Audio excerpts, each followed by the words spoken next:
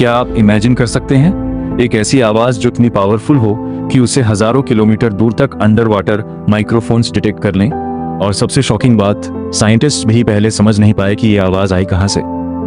1997 में Pacific ocean के गहरे पानी से रिकॉर्ड हुई एक मिस्टीरियस साउंड,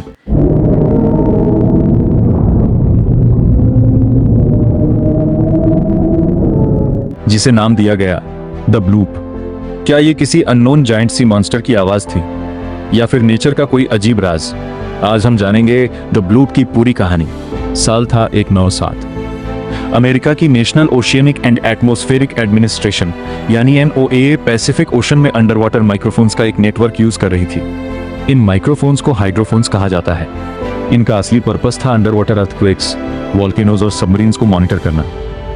लेकिन एक दिन इन हाइड्रोफोन्स ने एक बहुत ही अनयूजुअल साउंड रिकॉर्ड की। यह साउंड इतनी पावरफुल थी कि लगभग 5000 किलोमीटर दूर तक के सेंसर्स ने इसे एक साथ डिटेक्ट किया। साइंटिस्ट ने इसका नाम रखा द ब्लूप। ये नाम इसलिए दिया गया क्योंकि साउंड सुनने में एक अजीब ब्लूप जैसी लग रही थी। लेकिन असली मिस्ट्री अभी शुरू हुई थी। साइंटिस्ट ने जब साउंड का एनालिसिस किया तो पता चला कि ये एक अल्ट्रा लो फ्रीक्वेंसी साउंड थी। इसका मतलब था यह आवाज बहुत डीप फ्रीक्वेंसी पर थी। सबसे हैरानी की बात, इस साउंड की फ्रीक्वेंसी धीरे धीरे इंक्रीज हो रही थी, बिल्कुल वैसे ही जैसे किसी लिविंग क्रीचर की आवाज होती है। यहीं से दुनिया भर में थियरी शुरू हो गई।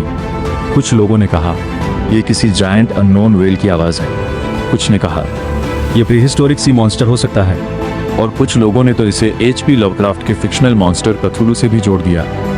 इंटरनेट पर कंस्पिरेसी थियरीज की बाढ़ आ गई। लोगों का मानना था कि पैसिफिक ओशन की गहराइयों में कोई मैसिव क्रीचर छिपा हुआ है, लेकिन साइंस सिर्फ थियरीज पर बिलीव नहीं करती। नोआ के साइंटिस्ट ने सालों तक इस साउंड का स्टडी किया।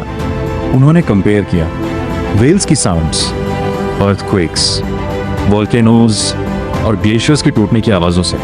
कई सालों की रिसर्च के बाद 2005 के आसपास साइंटिस्ट एक कंक्लूजन पर पहुंचे। उनके अकॉर्डिंग द ब्लूप किसी मॉन्स्टर की आवाज नहीं थी, बल्कि अंटार्कटिका के पास एक बहुत बड़ा आइसबर्ग जब क्रैक हुआ या टूटकर अलग हुआ, तो उस प्रोसेस में जो powerful under water sound generate हुई वही द ब्लूप थी।